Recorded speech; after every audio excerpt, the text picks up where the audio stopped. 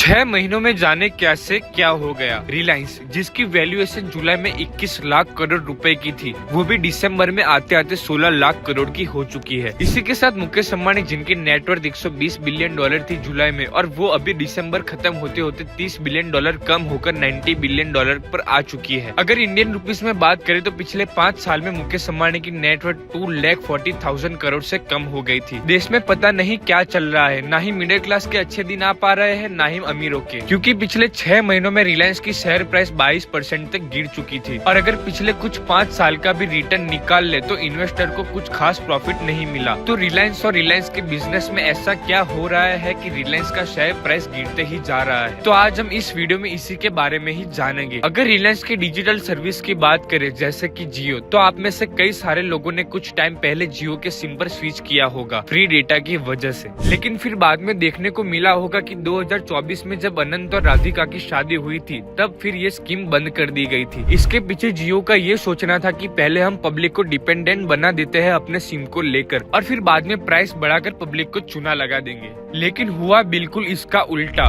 जियो को ये भी सोचना चाहिए था कि मार्केट में और भी चॉइस है। तो बेसिकली जैसे जियो ने अपना फ्री डेटा के प्लान को बंद किया तो पब्लिक ने वैसे ही दूसरी सर्विस पर स्विच कर गए। ये एक मंथली डेटा है। तो जुलाई 2024 में जियो ने अपने प्रीपेड और पोस्टपेड टैरिफ को 25% से इंक्रीज किया था, और तब से ही जियो ने अपने 1.65 करोड़ सब्सक्राइबर्स को खो दिया। और अगर आप नीचे देखते हो तो बीएसएनएल ने अक्टूबर में 68.1 लाख सब्सक्राइबर गेन किए हैं। सो बेसिकली इस डिजिटल सर्विस में सब्सक्राइबर लो होने की वजह से रिलायंस की रेवेन्यू पर थोड़ा इम्पैक्ट पड़ा था। और अगर हम इनके सेकंड बिजनेस की ओर बढ़े जैसे कि ऑयल टू केमिकल बिजनेस में बेसिकली क्या होता है, क्यों क्रूड ऑयल को इम्पोर्ट करते हैं और उसके प्रोसेस करके पेट्रोल या डीजल प्रोड्यूस करते हैं। बट अभी बेसिकली रुपीस का प्राइस गिरा है, उसी वजह से इनका इंपोर्ट की प्राइस काफी बढ़ती है। सो इसका सीधा इम्पैक्ट रिलायंस की प्रॉफिट मार्जिन पर पड़ा है। ये बात तो हुई शॉर्ट टर्म की, लेकिन मुकेश अंबानी को भी पता है कि इस बिजनेस में लॉन्ग टर्म ग्रोथ नहीं आने वाली, क्योंकि 2020 में ऑयल टू केमिकल से 66% का प्रॉफिट आता था, लेकिन 2024 में अब सिर्फ 29% प्रॉफिट आता है। अब बात करते हैं थर्ड प्रॉब्लम के बारे में, जैसे कि अभी इंडिया के सारे मेजर्स कंपनी न्यू एनर्जी की तरफ शिफ्ट हो रहे हैं। तो रिलायंस ने भी 75,000 करोड़ न्यू एनर्जी में इन्वेस्ट करने का प्लान बनाया, जिसके लिए उन्होंने Reliance new solar energy limited firm start की, और उसके जरिए कंपनी ने काफी बड़ी बड़ी डील्स भी की। और साथ ही कंपनी ने ये भी अनाउंस किया था कि वो इंडिया के पहली सबसे बड़ी गीगा फैक्ट्री बनेंगे। बट बेसिकली हुआ क्या,